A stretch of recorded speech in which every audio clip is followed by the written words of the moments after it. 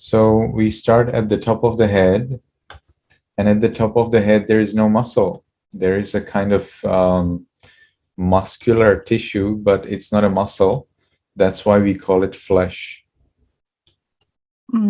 Chúng ta sẽ bắt đầu với vùng đỉnh đầu, và như các bạn thấy thì vùng đỉnh đầu thì không có các bó cơ mà có những cái mô thịt, vì thế ta sẽ gọi đây là phần thịt thôi. So as you can see, this flesh, this flat piece of flesh covers all of your top of the head and most of your back of the head. Và như các bạn thấy thì cái phần thịt, mô thịt bằng phẳng này thì nó sẽ bao bọc toàn bộ cả phần đỉnh đầu của ta và cả cái phần sau gáy nữa. It is fairly slim. You can see that it is fairly slim, and it protects up to some extent. It protects the skull. Và các bạn có thể nhìn thấy là cái phần thịt này nó khá mỏng thôi, và trong một chừng mực nào đó thì nó bảo vệ cái hộp sọ. It separates your skin on your head from the skull. Và nó là cái phần ngăn tách giữa cái lớp da trên đầu của ta và cái phần hộp sọ. So when it is white in this picture, then that's what I would call a flesh, a piece of flesh. When it is red, then that's what I call a muscle. Và trên cái hình đồ họa này thì những cái phần mà thể hiện màu trắng thì tôi sẽ gọi là phần thịt, còn những cái phần mà có thể hiện màu đỏ thì tôi sẽ gọi là phần cơ. So as you can notice, there is no muscle at all at the top of the head, and most of the back of the head also is not muscular. Và như các bạn có thể nhìn thấy, đó là trên toàn bộ phần đỉnh đầu và hầu hết cái phần sau gáy là sẽ không có cơ mà chỉ có thịt thôi. Now then follows the forehead. You see there's a fairly large flat muscle in the forehead. Và đi xuống phần trán thì bạn sẽ thấy là đây có một cái phần cơ khá là lớn ở phần trán. And then there is a lot of muscle by the sides of the head, but to simplify it, we are looking only at the front part of the head, ears, and back of the head. So when we look at the ears, you can contemplate the muscle also around the ears, not just the muscle of the ears. Và như các bạn thấy thì ở hai bên đầu thì cũng có khá là nhiều phần cơ. Thế nhưng mà để giản lược đi thì chúng ta sẽ chỉ quan sát là từ phần trán sang tai và sang đằng sau đầu. Như vậy khi mà ta nói đến cái phần tai thì ta sẽ có ý là cả những cái phần cơ ở vùng mang tai, chứ không phải là mỗi cái cơ ở trên tai. So this would be the ear, and in the ear there are a lot of interesting things, but not so much of muscle, although a little bit of muscle is there in the ear. Và đây là hình ảnh cái tai. Thì trên cái tai thì nó có rất là nhiều thứ hay ho, nhưng mà ở trên cái phần tai thì không có nhiều cơ, chỉ có một ít cơ thôi. Okay, then at the back of the head there are some kind of muscular tissue, and of course there starts the huge trapezius muscle, which is the muscle of the back, of the upper back. Và đi ra cái phần đằng sau đầu thì ở đây có những cái mô cơ, và xuống cái phần gáy thì có một cái phần cơ khá là rộng. Okay, then let's look at the eyes. So when we consider the muscle, the flesh of the eyes, we consider the muscle that surrounds the eyes, then the eyelids. Both of them are circular, and then behind those eyelids, we will see that the eyeballs, they are controlled by further strands of muscle.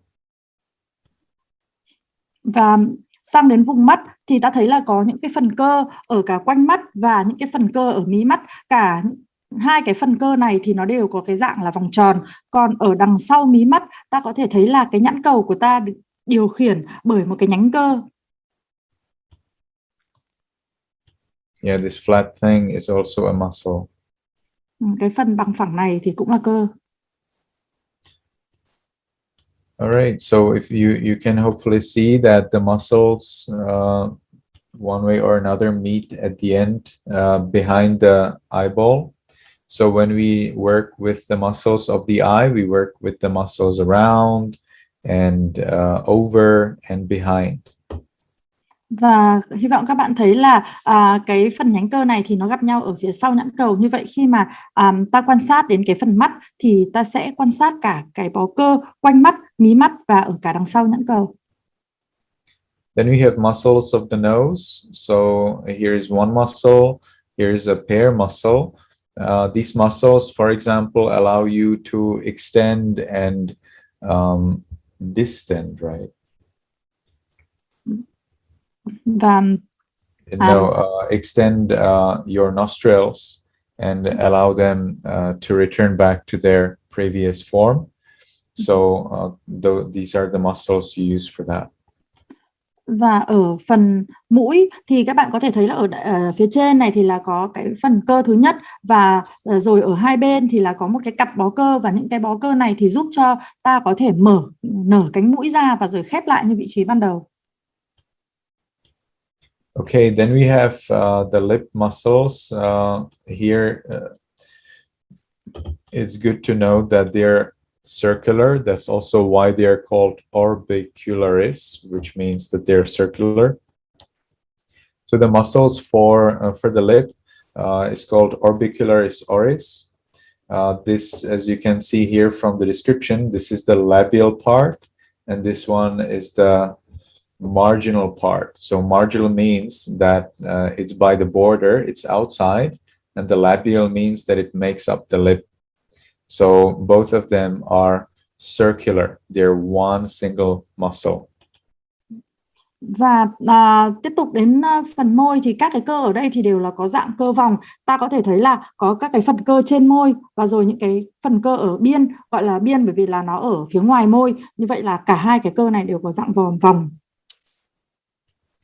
Then when we work with the chin, here is a muscle of the chin, but it's not exactly the chin muscle, it's actually the neck muscle. Instead, you may like to consider these pair muscles that are slightly above the chin. Và khi mà nói đến phần cằm thì thực ra những cái mảng cơ lớn ở đây thì nó lại là cơ cổ thì đúng hơn, chứ không phải là của cằm. Thay vào đó thì ta có thể sẽ chú ý đến cái hai cái cặp bó cơ này ở phía trên cằm một chút. Now cheeks. Now you may think that this big muscle over here is a cheek. It's not. Be careful. This is the muscle you use. You can also notice that it's connected to this jawbone. This muscle helps you chew when you are eating. It is not a cheek muscle at all. Và tiếp tục đến phần má thì có thể bạn sẽ nghĩ là cái phần cơ lớn này là cơ má, nhưng mà không phải. Cái phần cơ này là nó kết nối với cái xương hàm và nó là cái cơ mà giúp ta có thể nhai được. That's why it is also called masseter, which I think means the chewer. Và đấy là lý do mà nó được gọi là masseter, là cơ nhai. All right, and then we have cheek muscles. I suppose that this one and then this one are the only candidates for being cheek muscles. Và khi mà nói đến cơ má thì tôi nghĩ là hai cái phần cơ này thì là hai cái ứng viên duy nhất mà phù hợp để gọi là cơ má. So then let's move on to the neck. So neck is a little bit complicated. First of all, let's start by this flat piece of muscle called platysma, which covers your chin. One portion, there are two. You see, they're exactly the same. So it covers the chin and the neck, and a portion of the breast. It covers the collarbone. Và ở phần tiếp theo là đến phần cổ thì các cái phần cơ nơi đây rất là phức tạp. Ta có thể thấy cái phần cơ phẳng này ở hai bên là đối xứng nhau, và cái mảng cơ lớn này thì nó bao phủ từ cằm cho đến cổ và cho đến phần xương ức của ta. Okay, so if we hide this muscle, we will see what's under it. And there is a long string muscle, which starts from behind the ear, and it continues over the neck and ends close to the chest. Và nếu mà ta bóc cái lớp cơ vừa mới nói xong thì ta sẽ thấy là ở bên trong nó có một cái cơ dạng dải kéo từ sau tai cho đến phần cổ và đến phần ngực, gần ngực. So it is the same on the left and on the right with these neck muscles. Và cái cơ cổ dạng dải này thì là hai bên trái và phải thì giống nhau. And hopefully you can also notice that there are many more muscles in the neck, which we will not cover, at least not this time. Và hy vọng là các bạn có thể nhìn thấy ngoài ra thì cái phần cơ cổ còn rất là nhiều cơ nữa ở đây mà có lẽ chúng ta sẽ không đi hết được, ít nhất là trong bài hôm nay. Okay, now let's look at the back. At the back, I see two large, somewhat triangular muscles. So when you meditate on muscles of the back, you may even divide your back into the so-called upper back and lower back.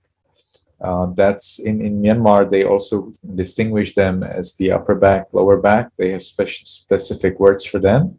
So you can notice that there is a kind of like triangular shaped, not exactly triangular, of course, almost rectangular, but the back portion takes triangular shape. And then the lower back also is a kind of large triangle. Và chuyển sang phần lưng thì ta có thể thấy là khi mà ta thiền đến phần lưng thì ta có thể chia lưng thành hai phần là lưng trên và lưng dưới. Ở Miến thì họ có những cái từ chuyên biệt để miêu tả phần lưng trên và lưng dưới. Ta thấy là ở phần lưng trên thì cũng có những cái nhóm cơ hình tam giác, nó không hẳn là hình tam giác nhưng mà nó cũng hơi có dạng giống hình tam giác, và ở phần dưới thì cũng có những cái cơ mà mảng như là hình tam giác nhưng lớn hơn.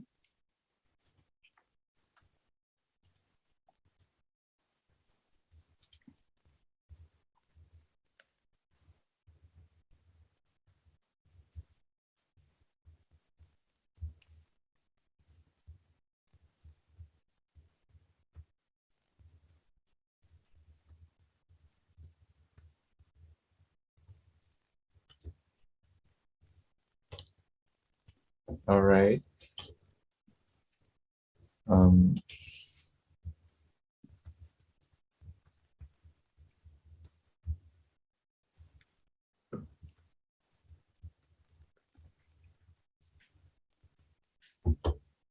Okay, so if we hide this muscle, we will see further muscles.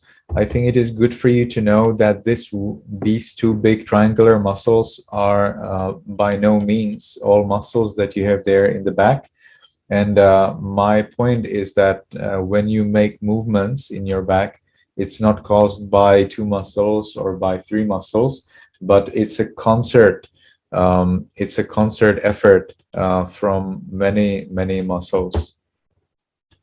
Và nếu như mà ta tạm ẩn cái phần cơ tam giác lớn đó ra thì ta sẽ thấy là ở phía bên trong còn rất là nhiều cơ nữa. Tôi hy vọng các bạn hiểu được rằng là khi mà ta cử động cái phần lưng thì đó không phải là sự cử động của 2 hay là 3 bó cơ, mà nó là một bản hòa ca của rất nhiều bó cơ. So even if we hide all of this pile of muscles, and there are quite a few, still we will find some further muscles inside the back, and they also are necessary for making a movement for stretching and bending your back. Và Nếu như thậm chí ta lại ẩn tiếp những cái lớp cơ ở bên trong này nữa, thì ở phía trong sâu hơn nữa của phần lưng thì cũng vẫn có những cái bó cơ khác mà cũng rất là quan trọng đối với cử động để giúp ta có thể co duỗi hay là gập lưng. So you may like to notice this. I don't know how to read that in English.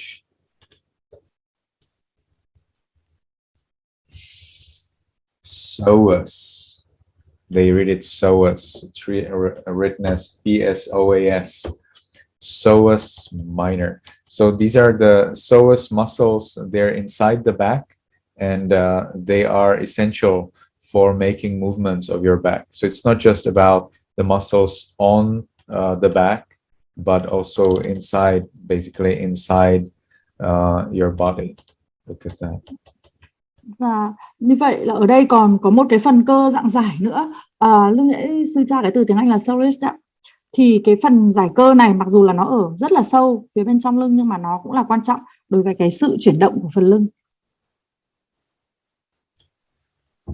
All right, so that's for the back. Then we can look at the hands, and arms. So we have the deltoid muscle for the shoulder. Then you have there's some biceps, triceps. There is basically no separate muscle for your elbow, but other muscles are arriving at the elbow. So when you're working with the elbow, you actually happen to consider all of the muscles of the arm. Và tiếp theo là đến phần cánh tay thì nó có phần cơ delta và những cái bó cơ mà đi về thành cặp 2 hoặc là 3, bó cơ 1 có những cái nhóm cơ như vậy, và còn vài nhóm cơ nữa nó kéo dài đến phần khuỷu tay. Như vậy là khi mà ta quan sát đến phần khuỷu tay thì ta sẽ quan sát đến những cái bó cơ này. So then there is a number of muscles at the forearm. Again, we don't see any muscles at the wrist, but many of the muscles arrive at the wrist or they pass the wrist. So when we consider the wrist, we consider these muscles that arrive there. Và còn rất là nhiều những cái bó cơ ở phía cánh tay dưới, và mặc dù là ta thường không có để ý đến những cái cơ ở phần cổ tay, thế nhưng có những cái bó cơ mà nó chạy đến phần cổ tay và có những cái bó cơ mà nó chạy qua cả phần cổ tay, và khi quan sát phần cổ tay thì ta sẽ chú ý đến những cái phần cơ này. Then we see here quite a lot of flesh in the palm, and I would like to note here that a similar case we see in the feet, where you see a lot of flesh in the sole. So like you have a lot of flesh in the soles, there's a lot of flesh in the palms. And you may like to consider that similarity when you meditate on the palms. And again, you see there are no muscles at all in the fingers, but the sinews, which are these white strings, arrive at the fingers. These sinews they help the muscles to connect to a bone. Và khi mà quan sát đến phần bàn tay thì các bạn có thể thấy là có rất nhiều phần thịt ở đây. Tôi muốn có một cái ghi chú rằng khi mà quan sát đến phần chân thì cái phần lòng bàn chân ta cũng có thể thấy rất là nhiều thịt.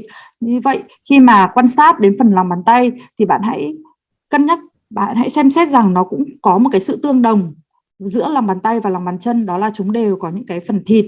Và như chúng ta có thể thấy là ở phần ngón tay thì không có cơ, như vậy thay vào đó là có những cái phần gân là những cái sợi màu trắng ạ. Ghi chú là phần gân này sẽ giúp kết nối cơ và xương. So then we are looking at the chest muscles, so-called pectoralis major, and there is not just the pectoralis major muscle, but there are quite a few others. However, I think if you just consider this main muscle, it's more than enough. Và tiếp tục quan sát đến phần ngực thì có một cái cơ lớn, đó là cơ pectoralis chính, và mặc dù là còn những cái phần cơ khác nữa, nhưng mà tôi nghĩ là cái phần cơ này là chính. Then the muscles that you have by the sides of your abdomen are fairly large muscles, but again, below these muscles, there are still many more muscles. Và tiếp tục là đến hai cái bên sườn của ta thì ở đây có một cái lớp cơ rất là lớn. Thế nhưng mà ở bên dưới cái lớp cơ này thì lại còn nhiều những cái cơ khác nữa. So you can see that by the sides of the abdomen, the layer of muscles is fairly thick and strong. Ta có thể thấy là cái lớp cơ ở hai bên sườn thì nó khá là dày và khá là khỏe.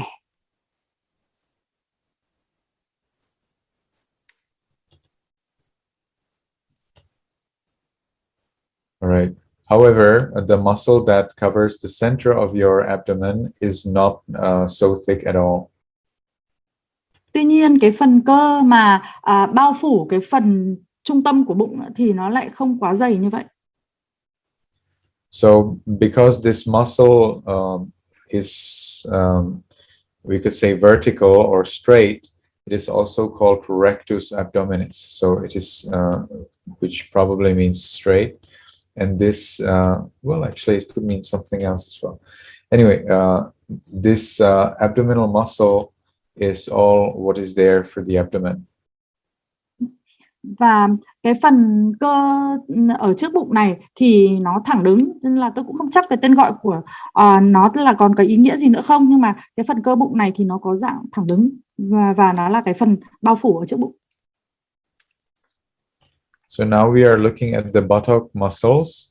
They are fairly large and strong muscles.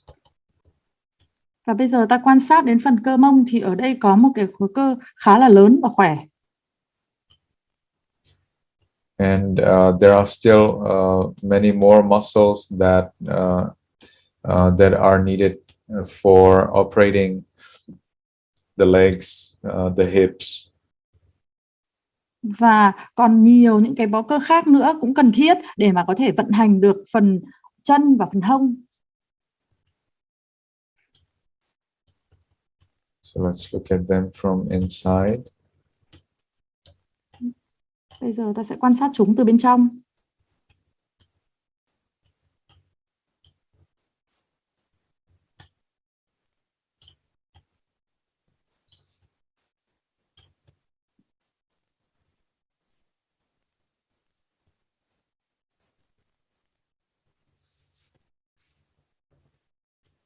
So then we have the thighs. Thighs are fairly complicated, and you may notice there are many muscles.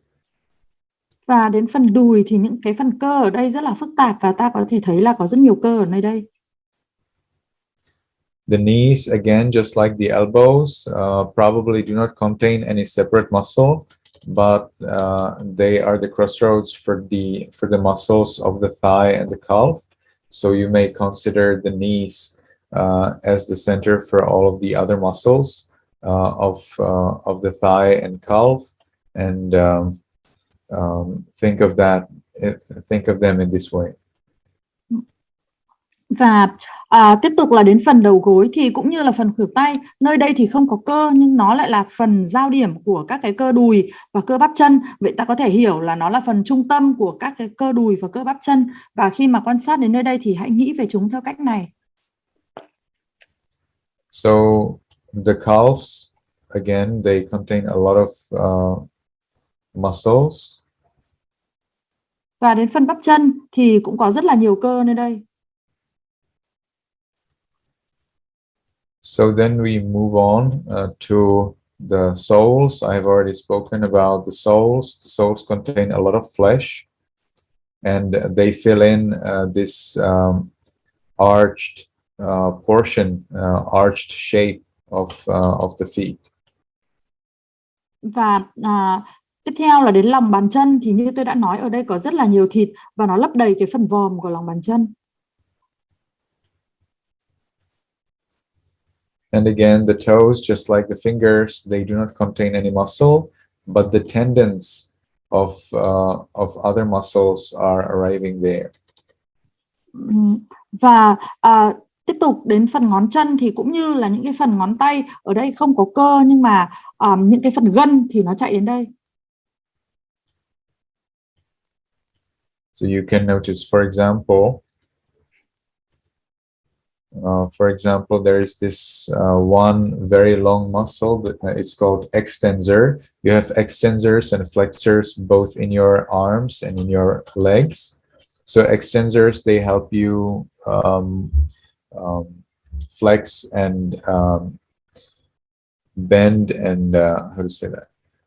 Flex and straighten your feet and your hands. They are fairly comparable in the arms and in the legs. So this one is an extensor, and notice that this extensor reaches from the toes, all the way from the tips of the toes, all the way to the knee. Và quan sát ở đây thì ta có thể thấy một cái phần cơ dài, gọi là có hai cái loại cơ là extensor và flexor, là giúp ta có thể co và duỗi được. Ta có thể thấy là cái phần cơ này nó chạy đến cẳng chân hoặc là cẳng tay thì đều có những cái cơ này chạy suốt đến đầu ngón chân.